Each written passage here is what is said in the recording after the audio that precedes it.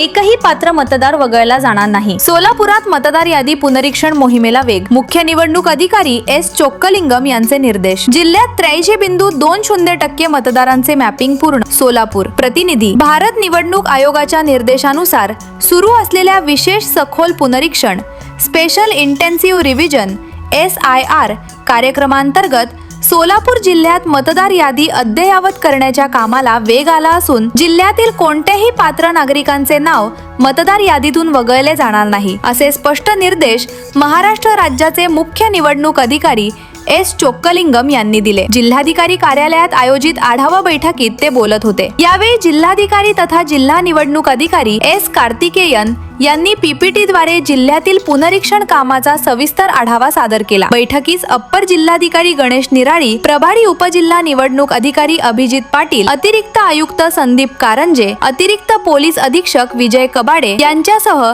सर्व उपविभागीय अधिकारी आणि तहसीलदार उपस्थित होते. मुख्य निवडणूक अधिकारी चोक्कलिंगम यांनी BLO घरभेटी दरम्यान नागरिकांकडून गणना फॉर्म तातडीने भरून घ्यावे तसेच आवश्यक कागदपत्रे तपासावीत अशा सूचना दिल्या. मतदार यादीतील विसंगती, एकाच पत्त्यावर असलेली अनेक नावे आणि नव मतदार नोंदणी यावर विशेष लक्ष देण्याचे निर्देशही त्यांनी प्रशासनाला दिले. जिल्ह्यातील पुनरीक्षणाची आकडेवारी जिल्हाधिकारी कार्तिकेयन यांनी दिलेल्या माहितीनुसार सोलापूर जिल्ह्यात एकूण 39,46,781 मतदार असून त्यापैकी 32,83,811 मतदारांचे मॅपिंग पूर्ण झाले आहे. हे प्रमाण 83.20% इतके आहे. ग्रामीण भागात नोंदणीचे प्रमाण 87.20% तर शहरी भागात 72.67% नोंदवण्यात आले आहे. जिल्ह्यातील 77,086 ब्लर फोटो आणि चुकीच्या नोंदींपैकी तब्बल 72,648 प्रकरणे